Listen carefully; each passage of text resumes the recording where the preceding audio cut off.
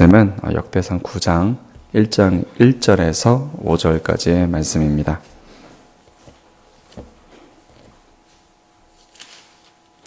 역대상 1절에서 9장 1절에서 5절인데요.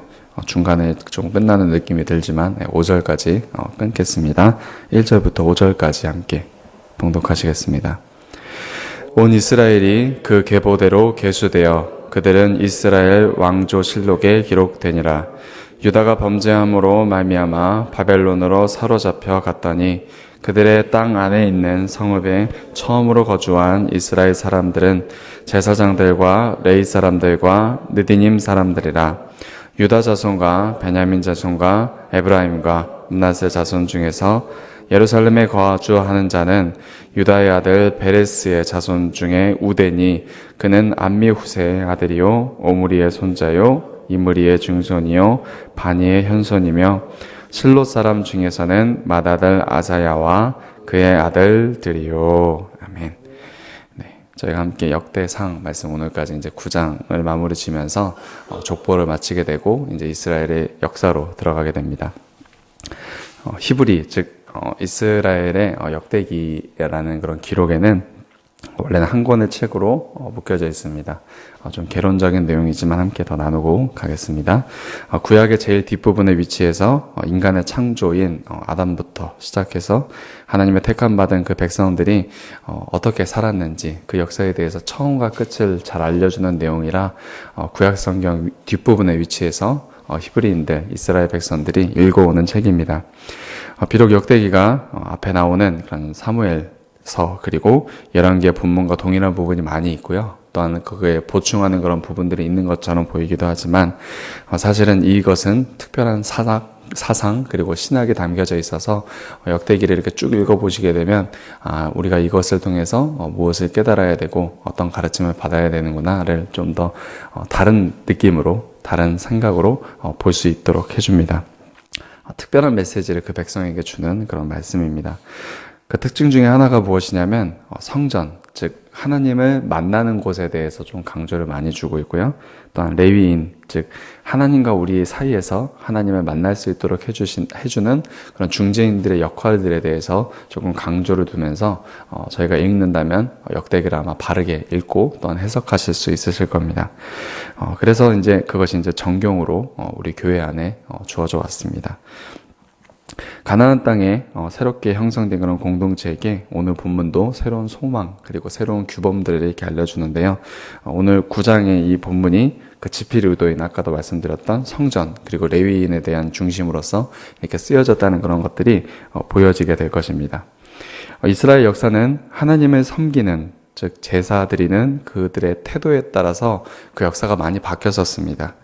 이스라엘 역사 중심에 제사장이 경고하고 레위인이 경고하고 성전이 경고하게 중심에 위치되어 있을 때에는 그것이 이제 국가의 작은 일, 큰 일 이렇게 참여하게 되면서 예배를 인도했었던 그런 때에는 즉 하나님을 잘 섬겼을 때에는 국가가 강성했었다라고 역대기가 앞으로 이제 역사를 통해서 이야기를 할 텐데 그 역사의 중간중간에 하나님을 잘 섬겨서 이 나라가 형통하였다. 하나님을 잘 섬겨서 이 나라가 복된 삶을 살았다라고 이렇게 해석이 될 것입니다.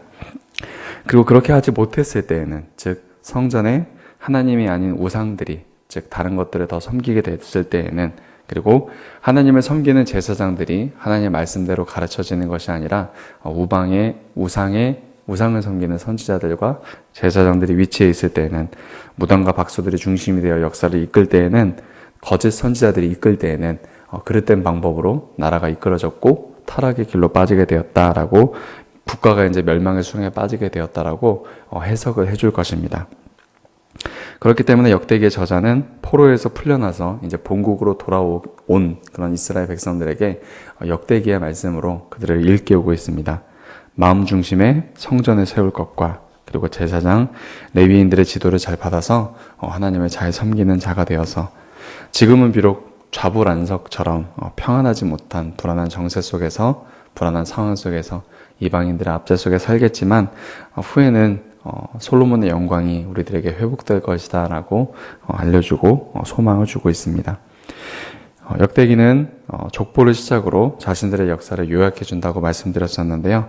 1장과 9장의 족보는 1장부터 9장까지라는 그런 족보는 성경에 나타난 이스라엘 전체를 요약해주는 족보의 형태를 요약해주는 서문의 형태를 띠게 됩니다. 1장은 아담에서 이스라엘, 즉 야곱에 이르는 족보를, 그리고 2장에서 8장은 이스라엘 자손들의 족보를, 그리고 9장에서는 예루살렘에 귀환한, 그러니까 오늘 읽은 말씀이죠. 귀환했던 거주민들의 족보를 기록합니다. 뭐 이렇게 한 사람만 이렇게 딱 말하면 되는데 그 사람이 누구의 아들이고 누구의 현손이고 누구의 뭐 증손이고 이렇게 설명이 되어 있는 것입니다. 그렇게 모든 족보를 언급한 후에야 이제 내일부터 읽게 될 역대상 10장의 이스라엘의 스토리들, 이스라엘 역사의 이야기들이 쓰여지게 됩니다. 오늘은 그 사이에 있는 이야기입니다. 그래서 9장은 족보와 이야기 사이에 위치해서 예루살렘에 귀환한 포로들의 명단, 그리고 앞으로 시작하게 될 이스라엘 역사 사이를 구분해주는 어떤 다리의 역할을 해줄 것입니다. 역대기 1장부터 8장까지 저희가 꽤 긴 호흡으로 족보를 봤습니다. 족보 이렇게 열심히 보는 교회도 드물 겁니다. 아담부터 시작되었던 족보가 이제 마치게 되는데 역대기의 저자는 꽤 긴 족보이지만 원래 이렇게 족보를 다 담았다면 더 길었겠죠. 한 사람 한 사람 다 담았다면 좀 더 길었겠지만 꽤 긴 족보를 다루면서 하나님이 얼마나 이스라엘 민족들에게 많은 관심을 가지고 계시는가 그거에 대해서 환기를 시켜줍니다. 왜냐하면 이때 당시에 그것이 꼭 필요했습니다. 수십 년의 포로 생활을 했던 그런 이스라엘 백성들이기 때문에 지면에 흩어져 있었던 사람들이 고레스의 명을 받아서 이제 모여서 이제 예루살렘으로 가게 되었던 그런 사건이 있었기 때문에 예루살렘으로 이제 막상 돌아왔습니다. 하지만 황무지에 아무것도 없는 그런 땅이었습니다. 그곳에서 낙심할 수밖에 없었던 그런 이스라엘 백성들에게 과연 역사 속에 자신들이 의미 있는 자인가, 하나님께서 정말 우리를 이끌어 주시는 분인가, 그것을 좀 확인해 보게 하시는 것입니다. 우리도 마찬가지죠. 이렇게 역사가 혼란스럽고 어지러울 때는, 그리고 내가 그 역사 가운데서 아무것도 하지 못하고 있을 때에는 정말 내가 티끌 같은 존재라는 것을 느낄 때마다 과연 우리를 통해서 하나님께서 무엇을 하실까 이렇게 고민을 하게 되는데, 그런 똑같은 상황에서 이스라엘 백성들에게 하나님께서는 내가 너희들을 귀하게 쓰고 있고 내가 너희들의 역사를 이끌고 있다라고 역대기를 통해서 말씀해주고 계신 것입니다. 한국 땅에서 저희들이 그리스도인으로 사는 동안 20세기 그리고 21세기에 저희 한국은 굉장히 귀하게 세계 선교 가운데서, 세계 기독교 역사 가운데서 사용되었습니다. 근데 막상 우리는 그거를 잘 모르는 것 같아요. 예전에 몇 년 전만 해도 그것이 설교 가운데 많이 선포되면서 얼마나 귀중한 역사를 우리가 감당했었는지 몰랐는데 아마 이스라엘도 마찬가지였을 겁니다. 바벨론에서 포로를 이렇게 끌려다니면서 아무것도 아닌 자처럼, 포로라는 것이 아무것도 아닌 자거든요. 노예의 신분으로서 사람으로 여겨지지 않는 그런 상태로서 다녔기 때문에 그 자신들이 많이 낮춰져 있었을 것입니다. 그런 그들에게 너희들이 그런 존재가 아니다, 하나님의 역사에 귀히 쓰임받는 존재이다, 그런 것들을 다시 알려주심으로써 하나님께서 너희들을 버리지 않았다, 너희들의 역사는 야곱부터 시작해서 아담부터 시작해서 지금까지 하나님의 큰 관심, 하나님의 큰 사랑 가운데서 인도받았다라는 것을 긴 호흡을 통해서 우리들에게 알려주고 있는 것입니다. 그리고 이제 9장 1절에서 1장부터 8장까지의 내용을 요약하기를 이렇게 요약을 합니다. 1절 함께 다시 한번 읽어볼까요? 9장 1절입니다. 함께 읽겠습니다. 온 이스라엘이 그 계보대로 계수되어 그들은 이스라엘 왕조실록에 기록되니라.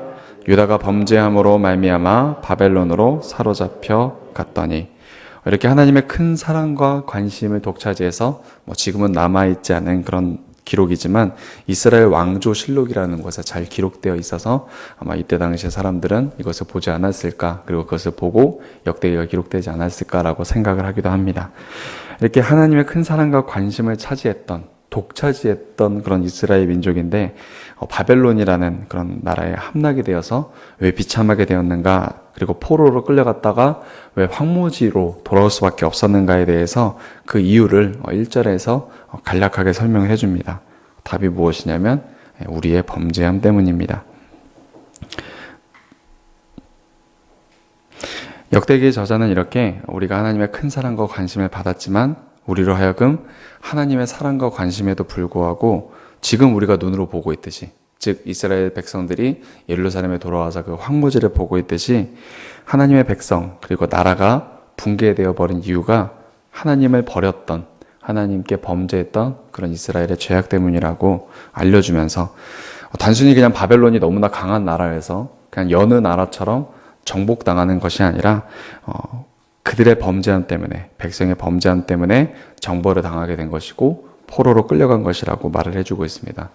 만일 남유다 백성들이 하나님을 버리지 않고 하나님에 대한 신앙과 믿음을 지켰다면 다른 여러 열국들이 정복당했다 하더라도 이 나라만큼은 하나님께서 구별지어서 무너지지 않도록 하셨을 것입니다. 하지만 오래전부터 예언이 되어 있었죠. 너희들의 범죄로 인하여 너희가 바벨론으로 잡혀갈 것이다 라고 예레미야와 이사야 선지자들을 통해서 이미 예언되어 있었습니다. 2절부터 34절까지는 포로된 신분에서 벗어나서 이제는 처음으로 예루살렘 땅으로 돌아온 이들에 대한 명단이 설명들과 함께 기록되어 있습니다. 이들은 주전 605년 그리고 597년, 586년 이렇게 세 차례에 걸쳐서 포로로 잡혀갔습니다. 하나님께서는 이들에 대한 무조건적인 은혜로 다시 그들을 예루살렘으로 복귀시키는데 오늘은 그 1차 복귀의 내용입니다. 이는 이사야 선지자 그리고 예레미야 선지자의 그런 예언의 성취로서 이루어진 것인데요. 바사왕, 즉 페르시아 왕인 고레스의 생각지도 못했던 그런 통보 명령, 허락으로서 그것이 이루어지게 됩니다. 먼저는 예레미야 25장에 보면 이러한 예언이 있었습니다. 제가 읽어드리겠습니다. 너희가 내 말을 순종하지 아니하고 너희 손으로 만든 것으로서 나의 노여움을 일으켜 스스로 해하였느니라. 여호와의 말씀이니라. 그러므로 만군의 여호와께서 이와 같이 말씀하시니라. 너희가 내 말을 듣지 아니하였느니라. 보라 내가 북쪽 모든 종족과 내 종 바벨론의 왕 느부갓네살을 불러다가 이 땅과 그 거주민과 사방 모든 나라를 쳐서 진멸하여 그들의 놀램과 비웃음거리가 되게 하며 땅으로 영원한 폐허가 되게 할 것이라. 여호와의 말씀이니라. 내가 그들 중에서 기뻐하는 소리와 즐거워하는 소리와 신랑의 소리와 신부의 소리와 맷돌 소리와 등불 빛이 끊어지게 하리니 이 모든 땅이 폐허가 되어 놀랄 일이 될 것이며 이 민족들은 70년 동안 바벨론의 왕을 섬기리라 라고 예레미야 25장 7절부터 11절까지 알려주고 있습니다. 그들이 하나님의 노여움을 일으켜서 스스로 자신을 해하였다라고 하나님께서는 이야기를 하십니다. 즉 이방 헛된 것을 섬기면은 오히려 우리가 더 나아지는 것이 아니라 더 우리가 피폐하게 되는 것이죠. 하나님을 떠나게 되니까요. 그래서 하나님께서는 그들을 진노하셔서 바벨론에게 사로잡히게 하신 것입니다.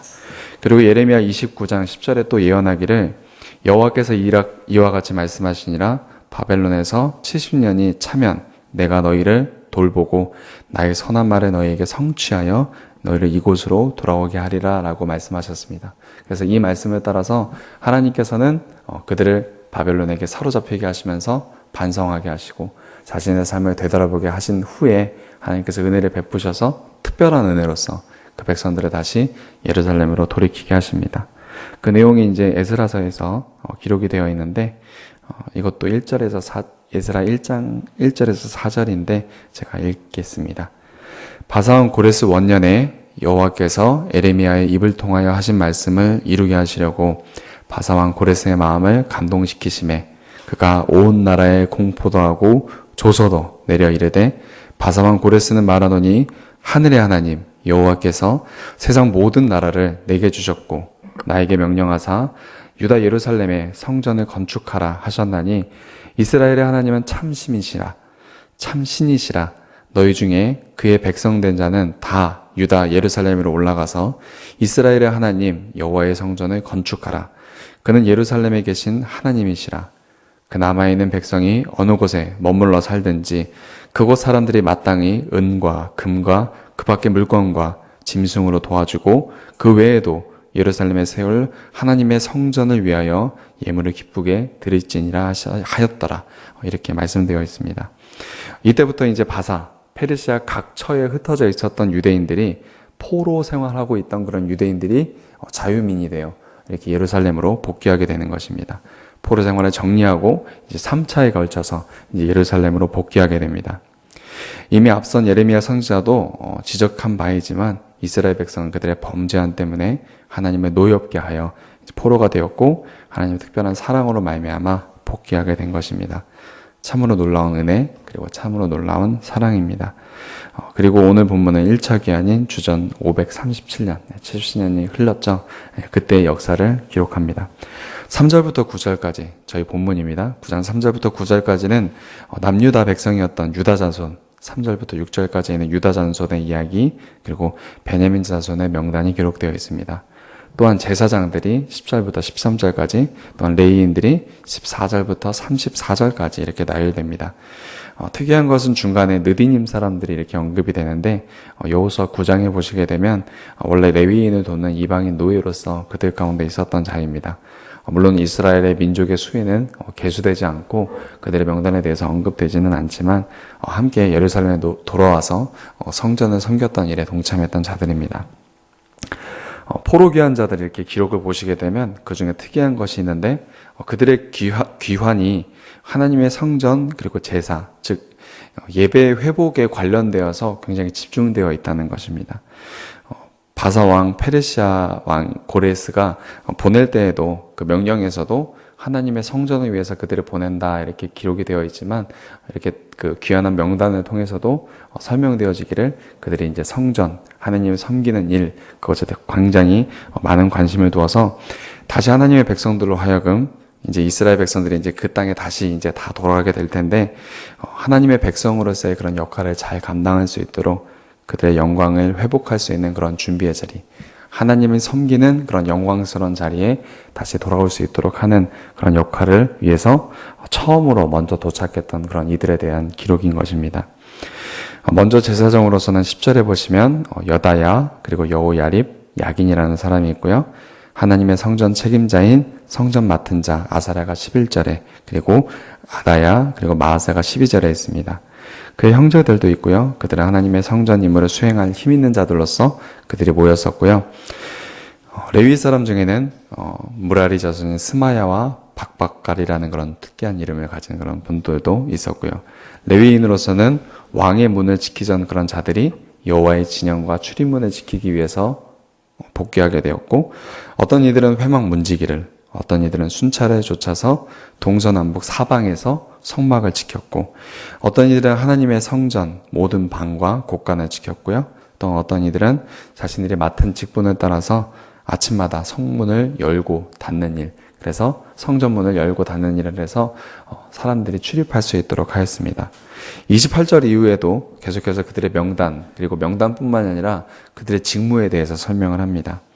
어떤 이들은 섬기는 데 쓰이는 기구들을 맡아서 수요에 따라 꺼내고 다시 들여놓는 그런 일들을 했었고, 기구에 담을 그런 가루와 포도주, 기름과 향품을 맡은 이들, 또 기름을 만드는 이들, 전병을 굽는 이들, 진설떡을 안식일, 아침마다 내오는 이들에 대한 기록도 있습니다.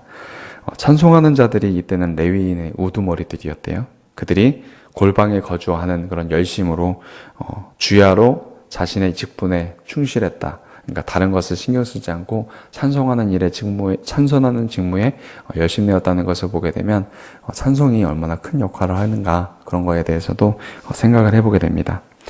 이렇게 역대기는 이스라엘의 초점을 예루살렘에 집중시키고 그 예루살렘 안에 있는 성전, 그리고 성전 안에서 행해지는 하나님 섬기는 일에 집중하게 합니다. 그런 역대기의 의도가 9장에서 굉장히 잘 드러나고 있죠. 그래서 이스라엘 백성들이 성전, 제사장, 레위인 이런 그 서클 안에 들어올 수 있도록 합니다. 그래서 하나님을 향한 사랑 그리고 신앙에 회복될 수 있도록 합니다. 그것은 앞에서 말씀드렸던 예레미야 선지자의 예언의 뒷부분에 저희가 읽어드리지 않은 부분인데요. 함께 이것은 찾아서 읽었으면 좋겠습니다. 예레미야 29장입니다. 29장 10절에서 14절까지를 함께 읽겠습니다. 예레미야 29장 10절에서 14절입니다.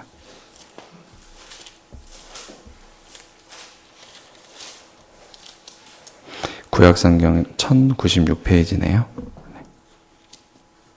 97페이지, 96페이지. 함께 봉독하시겠습니다. 여호와께서 이와 같이 말씀하시니라. 바벨론에서 70년이 차면 내가 너희를 돌보고 나의 선한 말을 너희에게 성취하며 너희를 이곳으로 돌아오게 하리라. 여호와의 말씀이니라. 너희를 향한 나의 생각을 내가 하나니 평안이요 재앙이 아니니라. 너희에게 미래와 희망을 주는 것이니라. 너희가 내게 부르짖으며 내게 와서 기도하면 내가 너희들의 기도를 들을 것이요 너희가 온 마음으로 나를 구하면 나를 찾을 것이요 나를 만나리라. 이것은 여호와의 말씀이니라. 나는 너희들을 만날 것이며 너희를 포로된 중에 다시 돌아오게 하되 내가 쫓아 보내었던 나라들과 모든 곳에서 모아 사로잡혀 떠났던 그곳에서 돌아오게 하리라. 이것은 여호와의 말씀이니라. 아멘. 네. 사실 포로 귀환한 이들 남성들은 다른 여러 가지 할 일이 있었지만 이 예언의 말씀처럼 하나님께서도 우리들의 기도를 들으신다는데 이들이 그 일을 위해서 성전을 준비하고 하나님을 섬기는 것을 준비하는 것이 얼마나 귀한 일이었는가를 생각해 보게 합니다. 말씀을 마치겠습니다. 이렇게 본문은 성전 그리고 성전 직무에 대해서 많이 관심을 갖게 하는데요.